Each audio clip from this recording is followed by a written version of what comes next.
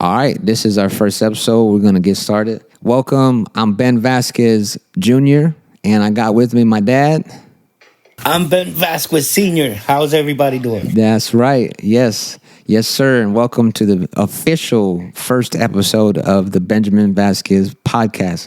Nice. This is just a simple podcast of a father and son talking. I wanted to do this because I think me and my dad have a really beautiful story, and we really want to have people hear what that is and share it with the world. So I'm going to jump right in and start off with some questions. So I'm interviewing my dad, okay?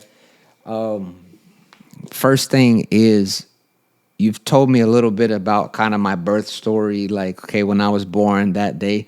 You're very good at storytelling, and so I just want you to give me like a brief, like if this was made into a movie, what did that day look like? The morning, right? The morning that I was born. Well, it was nighttime morning. Oh, nighttime. Yeah. Like early into the morning. It wasn't during the day. It was outrageous. Your mom's water broke, and unfortunately we had a crappy car.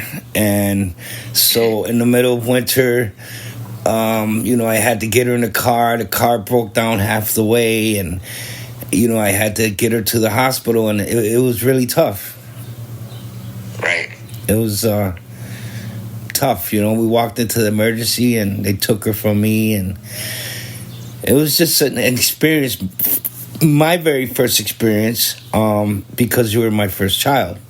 So everything was brand new to me. I was just flabbergasted. I didn't know what to do, and those days, there weren't cell phones like they are now. Everything was through payphone. So, it was me and your mom and I against the world, man, and we did it. You were born. So how was that feeling? How old were you when I was born? I had just turned 18 years old.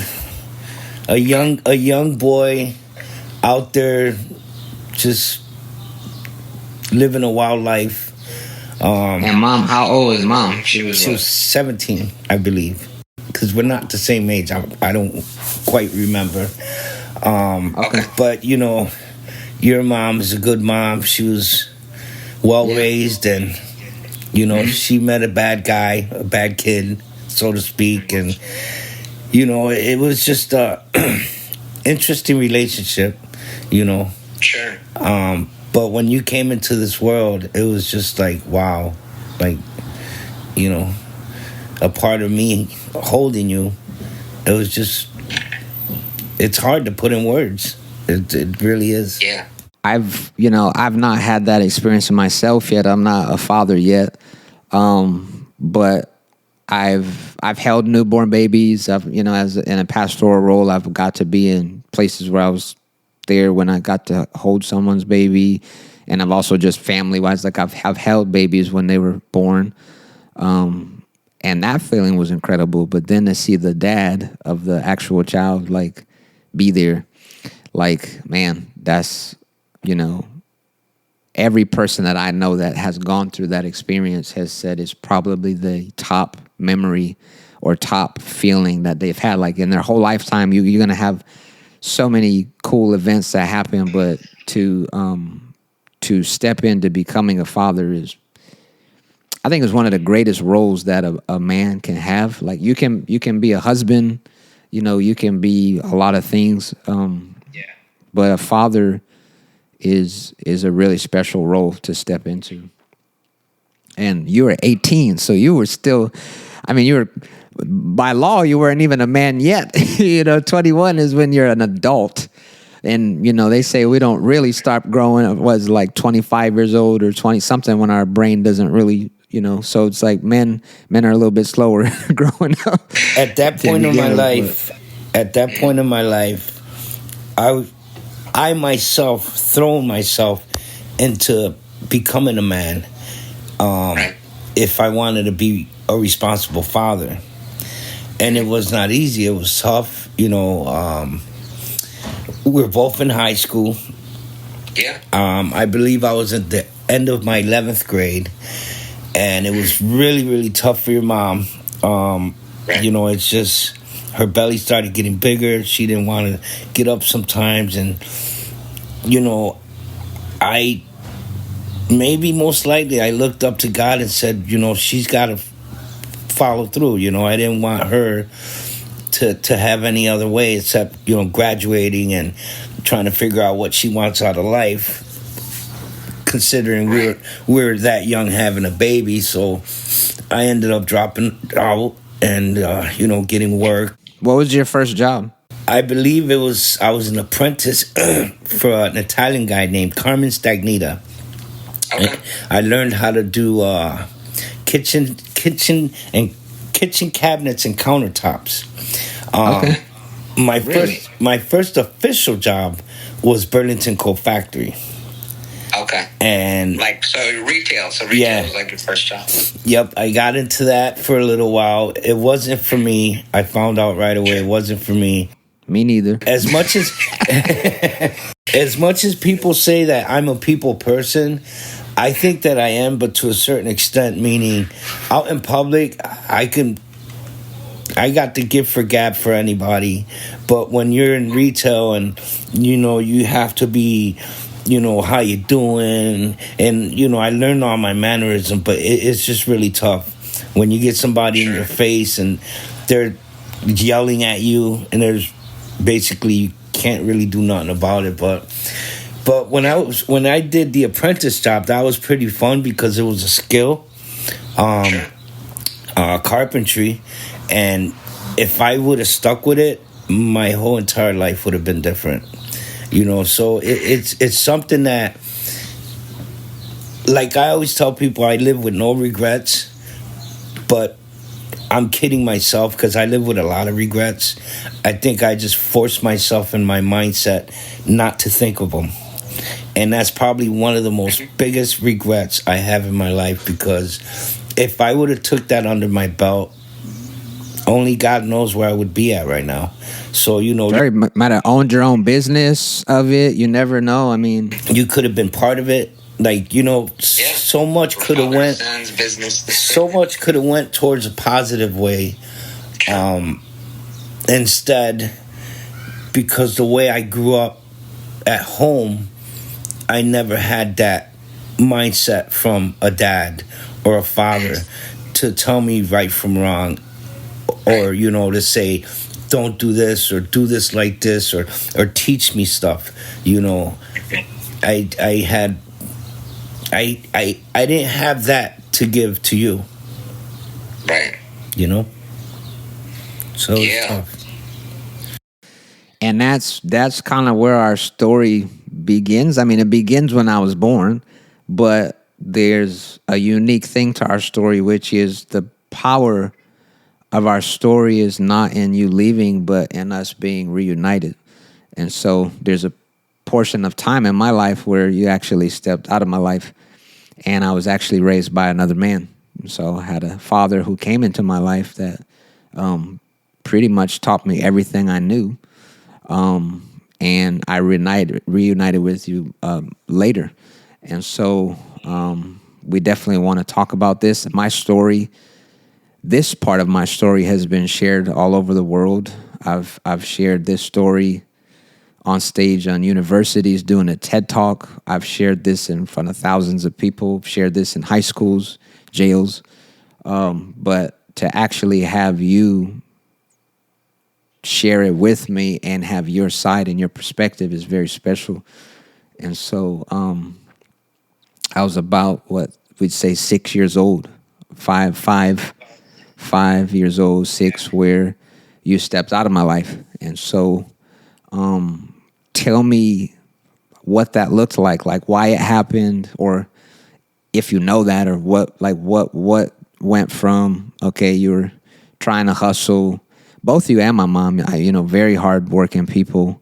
You're young. You got this baby, and so as I'm getting a little bit older, where did that kind of happen? Where it was like you stepped out? Well, I thought everything was going well, and working, your mom working, and we're trying to make ends meet. And although it was tough, she stood strong all the way through. Like, her thing was her family, which was you and I. Right. And Yeah. on my behalf, I guess we always needed more money. And little by little, unfortunately, with the friends that I grew up with, the friends that I chose to be around, they started getting into, dealing with drugs and stuff. And little by little, I saw how they were doing with money. And I thought to myself, well, wow, what if I do a little bit of this, a little bit of that? It would take your mom's and my mom's issues away. Little did I know, she was dead against any of that. And Sure. I kind of remember one time when I did something really bad and I shot someone, and for a friend that ended up turning me in. So you were born already, and I don't even think your mom ever brought you to visit me in the jail, because like I said, she was dead against all that. And when I ended up coming out, if I remember correctly, she had said, it's either your family or the streets.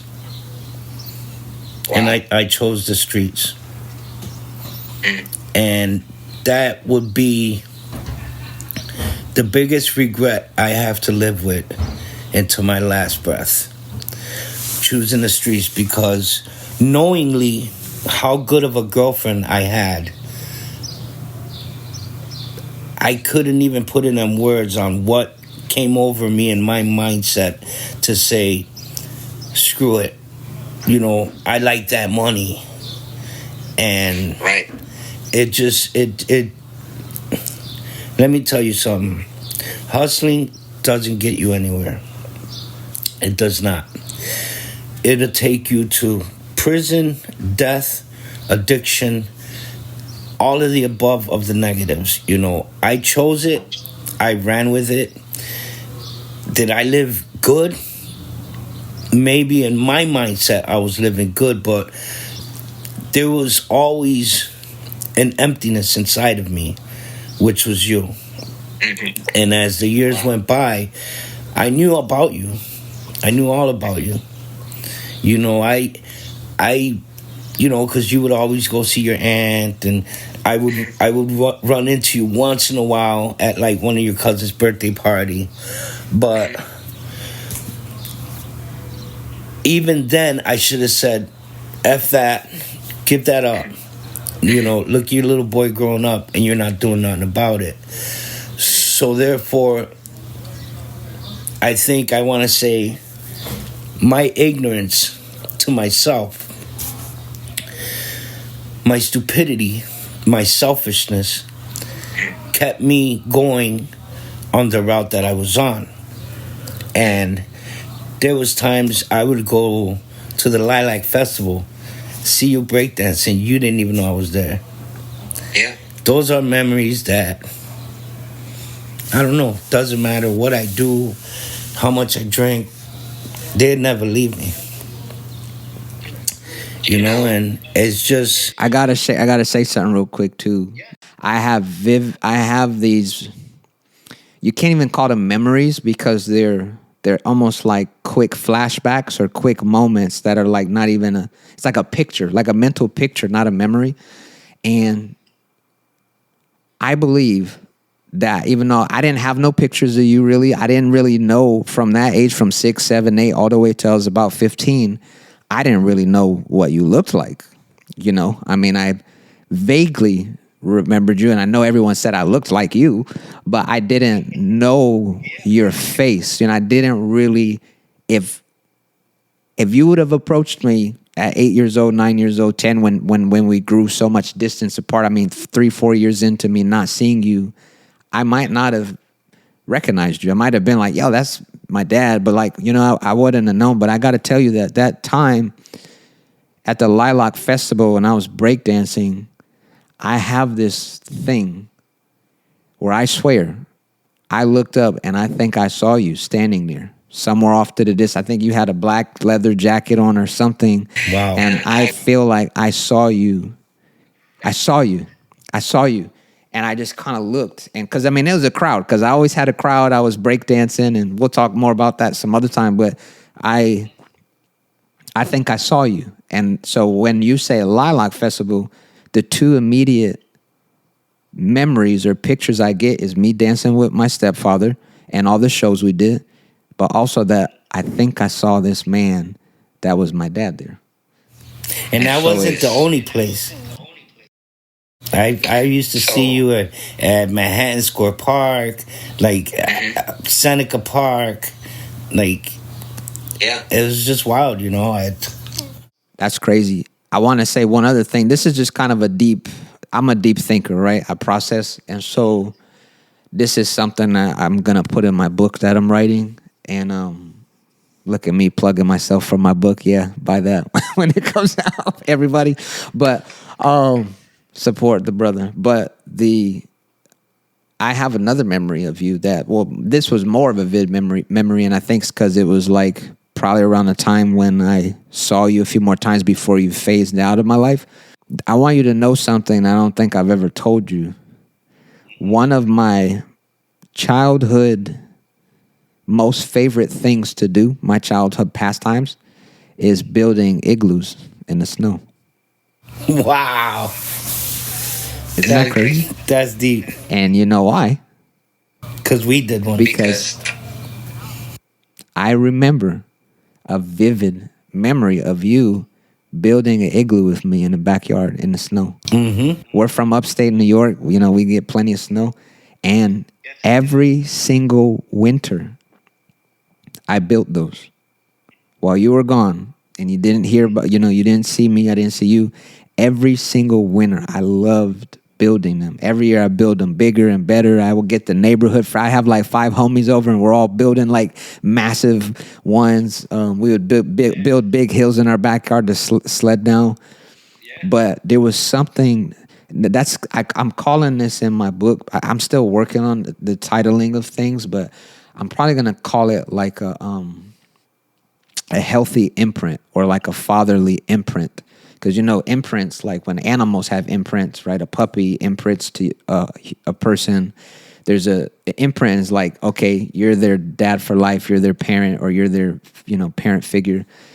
For me, I have these imprints like this igloo story where I, every single winter would build those and I felt safe in there. I would build this crazy igloo, dig it all out, and then I would go to the corner store and buy me Doritos and Slim Jims and all this candy and go back. And if no friends were around, even just a lot of times it was just me, I would go crawl up in that thing and lay there and fall asleep, eat my chips, and I would be in there for hours. My mom would get freaked out and be looking for me and come check. Oh, he's still in there? Okay. But something about that, there was a safe place that when I would go in that igloo, now at that time we could say it's just something I like doing, but there was actually, I believe, an attachment that was made. But because the same way we can have traumas in our life, I can have, let's say you grew up with someone abusive, right? There's a certain thing that triggers this trauma in you that, whenever that happens, you freeze up because it's fight or flight. That's a trauma. I think the opposite of that, the positive side of that is you can have imprints where there's something that you as an adult person can you might not even realize it, but as an adult person, you might be loving something that's attached to your childhood that you didn't even know because of one simple thing. Like it could be one little thing. And isn't that crazy? And adults really lack this. They lack childhood a reinforcement of like just being childlike. I call it childlike, being childlike of, you come an adult, you got to work, you got to take care of your kids, you do all this stuff. But then, some guys get into video games or they do sports, or if a father grows up being a football player and his son's a football player, or he's a wrestler, his son's a wrestler, and there's a bonding that happened, and that father's not just proud of his son because he's doing that sport, but there's a deeper attachment because that father did that very thing with his father, right? So there's an imprint that's made, and it sometimes really it dictates the whole future of our life. Like, it really pushes us in a direction of, like, famous NFL players. They might come from a lineage of, like you see it now in sports where people are a little critical sometimes, but you got a lot of top guys like in NBA or something. Now their sons are joining, or the NFL, their sons are joining, and it's all in the spotlight, all in the news. Like, their sons stepping into the big footsteps of their father. But anyways, I don't want to get off track, but that imprint is real, that even though you weren't in my life for a season of time, all these things there was all these little things that I did that made me like you.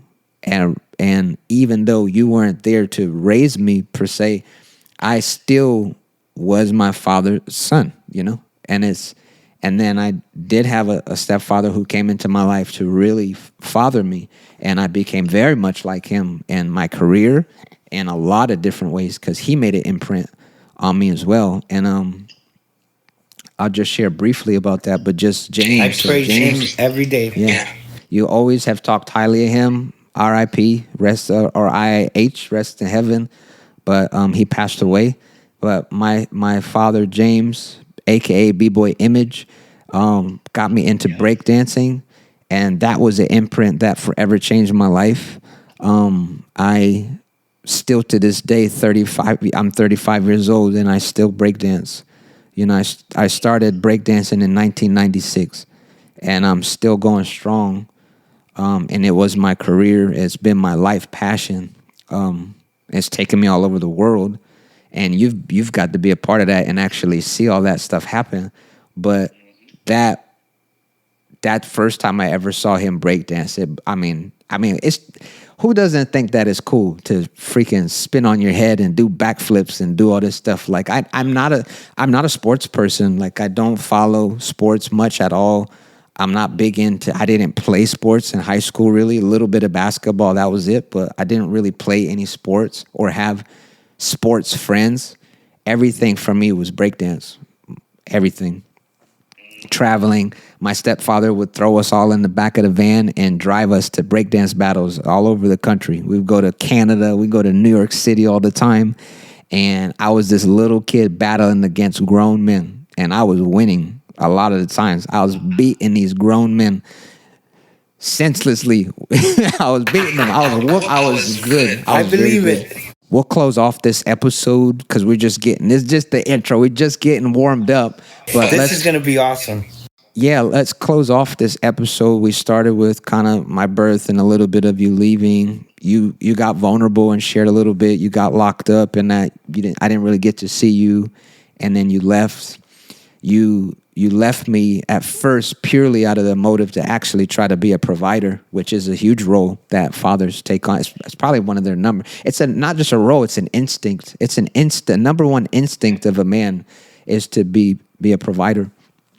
And so but then something changed where you started to fall in love with the money and also other things that pulled you away. But I don't think your decision obviously was purely just out of money, but there was something of belonging for you coming from the streets, and that whatever transpired in your young age of being pulled into the streets on that kind of level, because there's all levels. You got kids that just stand on the corner and sell weed. You got, and we'll share more about your experience, but you kind of climbed the ranks and did some higher up things. But I truly believe that part of that, obviously beyond money, was something in your childhood, the imprints and some of the traumas that you had actually carved this path for you to become that person. Going back just a little bit, if you don't mind.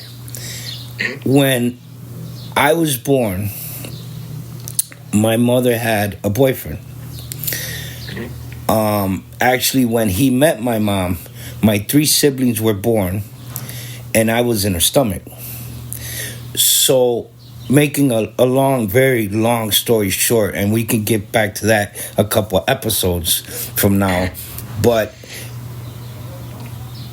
I was born into his hands, and I'm not going to sit here and belittle and or degrade my dad, the dad that I know. Right. My point is I didn't have a dad that should have been the loving dad. I had a dad with a whole different mindset of a lifestyle where that's what I grew up in. So bringing it up and ending this, well, my point is, at that time frame when I had you in my arms in Rochester General Hospital, I didn't have the heart that I should have had from a loving father figure per se. Right. Sure. My mindset was, okay, I just had a baby. Like, I was so like, okay, there's a baby in my hand. Okay, we're going to name him Benjamin Vasquez Jr. Okay, so now I have a son with the same name. And Sure.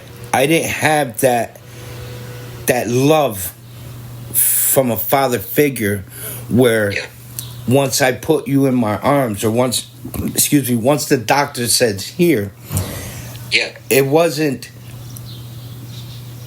and I bet God tried to put it in me when you were very first put in my hand. Yeah. But I was already being formed, per se, on my father figure's ways of looking things. So bringing it to the point, when I did what I did and I came out and I tried, me and your mom got back together, it just didn't work because I didn't have that. I'm not making up an excuse. Sure. It's just I didn't have God in my heart like I do now, and I really do, and He knows I do. The way I have Him in my heart now, I didn't have Him in my heart then, because then I would have turned around and said, okay, screw the streets, screw this, screw that. I'm just staying right here, and this is my new family. And that's it, man. There's no way, shape, or form I will ever make it up or pretend, or Sure. Since the day we got back together, I always told you. Sure. I'll tell you the truth. I wish I did. Yeah. Here's the thing that is blowing my mind right now when you shared that. Think about this. This is still developing in my head, but think about how crazy this is. The man that raised you, the man that raised me, we became like them. Both are non-biological fathers. That the power of the role of a father, the power of the influence of a father, whether he's your stepdad, real dad, whatever, influences a young man, a son, so much that we still walked in the ways of our stepfathers. Think about it. Think about that. So that's how important the role of a father is. So imagine when people grow up with no father. Yeah. Who do they look up to? Whose footsteps do they follow? Their mothers, their grandmothers. Who are they following? Because they're going to walk like someone. And but yeah, let's end it here. This is a good spot to end. This is a good first episode. I love it. I love it. Y'all take care.